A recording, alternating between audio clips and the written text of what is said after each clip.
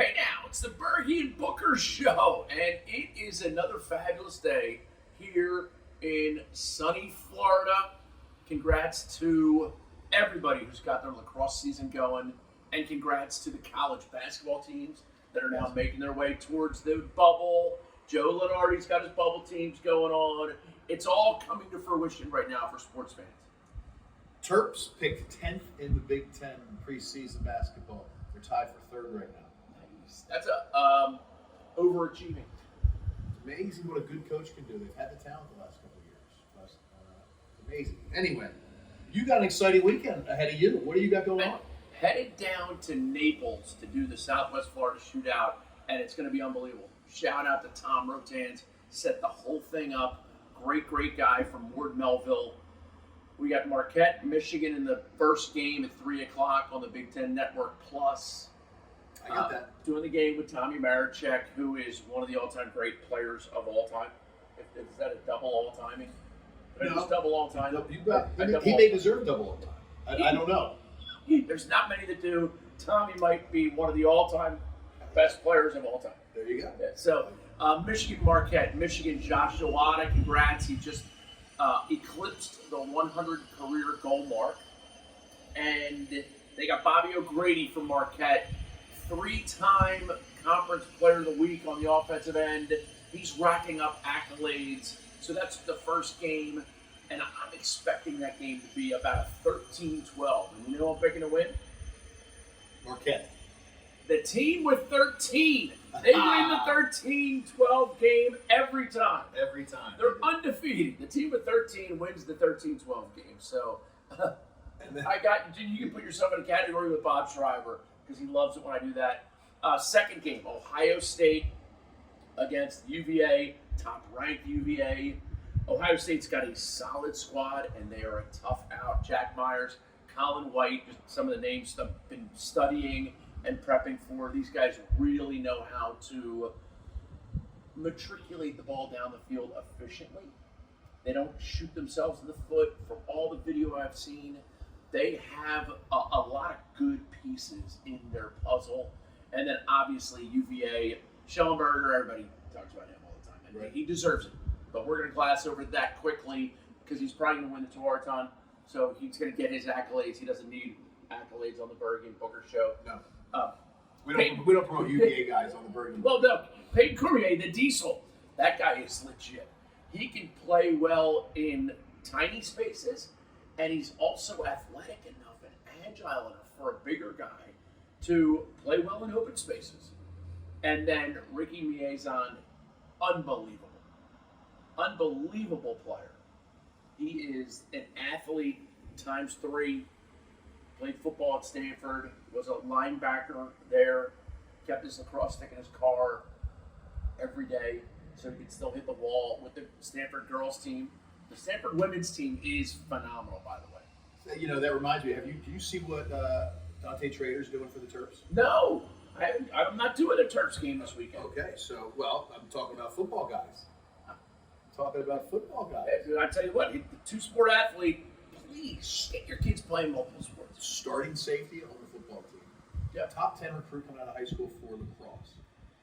Played football, wanted to earn his starting spot, so he didn't play lacrosse last year, okay, at Maryland. Right. Earned his starting spot as the safety this year, okay. Decided to play. Now he's playing short stick D-midi. Had 2 goals last week. He had a goal last week that was knocked down. 2 guys hacking on him.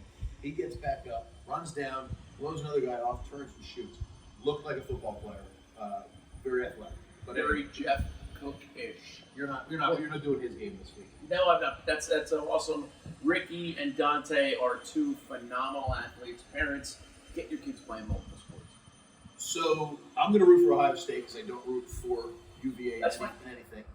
And I got news for you. Yeah. Who you root for doesn't have any determination on the outcome. You never know. It depends. You don't know that. You're a very strong rooter. I am. Yes. Ohio State's they're 3-0, right? And they're undefeated right now. Have you seen the top 10 teams going at it? I don't even know what the number is. Let's just 25. Have you seen the new Ohio State lacrosse facility? Yes. Only on video.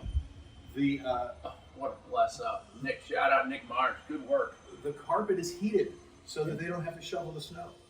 Not a bad thing. I ask guys that are, college lacrosse guys or have kids getting recruited. I say the kids care about facilities in lacrosse, and it used to be no. Well, guess what? Big Ten is stepping up. Yeah. Ohio State, Michigan, Penn State's got great facilities. You got to lure somebody to the cold weather somehow. I think an only lacrosse facility is a pretty big deal. And Johns Hopkins, who is in the Big Ten in lacrosse, has the coolest. They're kind of in the Big Ten. And Maryland's in the ACC, as far as I know. No. Big I Ten. know. Big Ten. So you're going to do that game this week. Are tickets still available? Tickets are totally available. You got to make sure you get there. If you can get to Naples somehow, it's gorgeous out, by the way, and we're 100 miles north of Naples. Yeah, and that's the facility I went to last year. They had a middle school girls tournament in the morning, and so our Kaylee played in with a bunch of girls. They won. They did great. And then after that game, Notre Dame played Yale. It was a women's game. They were on their spring break. It's one of the best facilities I've been to watch a game. It's a great area, great parking, great. Let me ask this: last year, when they had the event down in Naples, did you have to shovel snow? No, we did not have to shovel snow. Okay. So you're on par with the Ohio State facility. Except the weather was a little nicer. Yeah. You didn't have to wear gloves either. No, I didn't have to wear gloves. Notre Dame, I was very impressed. It was spring break for them, so it was probably April-ish here, and I had endured a lot of high school girls lacrosse games. Right. And, where the whistle happy refs. Yeah. The college game at that level, after watching that, it was refreshing how, fast and how fewer whistles. Talk about the women's game. How about Clemson? So here's They're doing pretty well. They are. I'm withholding judgment. Be a Chepnick, what up? I'm withholding judgment until they actually play an ACC team, because, there's two ways to build a program, especially with a year left of the COVID extra year. You can either build a program with young kids and take their lumps for the first 4, 5, 6 years, which is what I think USF is doing. She's playing all younger games.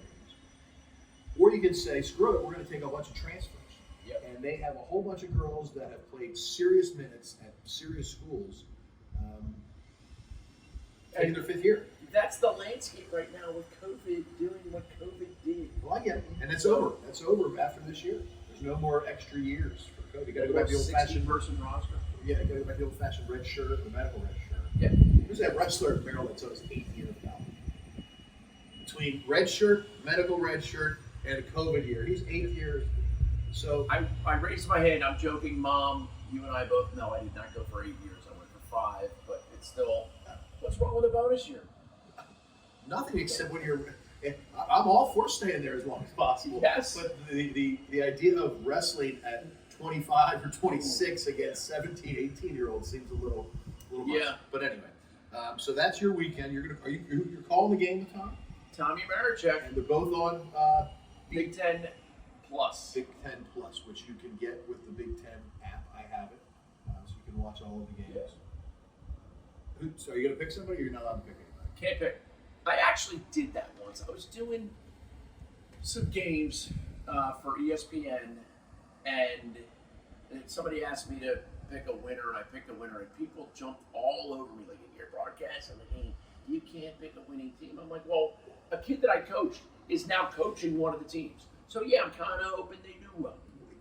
Why is that? You just said to I me, don't know. who I'm rooting for does not affect the game. Because I think it's, Exactly. Were you watching like game day? Herb Street always says, I've got to recuse myself Yes. from picking. Why? I don't know. Do they think he's going to say, oh my God? Yeah, I thank picked God. Clemson to win. I'm rooting for them. Yeah, and it's a good example. He's done games where his kids were on Clemson and playing the game. And he's done games now where I think his son's at Ohio State. So he probably is rooting for Ohio State. I'll tell you what, you know who I'm rooting for? In the 13-12 game, I'm rooting for the team with 13. I get it. Virginia, Ohio State, it's probably going to be like a... That could be a blowout. No way. It could be. I will tell you what, the spread is about 3, and I'll take Ohio State to cover that, if not win the game. But it's interesting because lacrosse has become that sport where I'm doing High Point Jacksonville the week after, and anyone can. Jacksonville could go and beat Virginia. Oh yeah, It's just one game. They beat Duke the last 2 years in a row. Yep. Again, another program that is building with recruiting and also getting those guys that are 2 or 3 years, maybe getting a ring somewhere else, didn't play a whole lot, and transferring down and not down south, but transferring to school they're going to play a lot more. I think everybody likes him as a coach. It's amazing to think of the quality of athletes that are now diving into lacrosse. They're still playing their other sports, please. And I'm going to stop banging that drum. But he's Bergie, I'm Booker. We do what we do. We do it pretty well. Cheers. Have a great weekend, Colin. I'll be listening. Can't wait.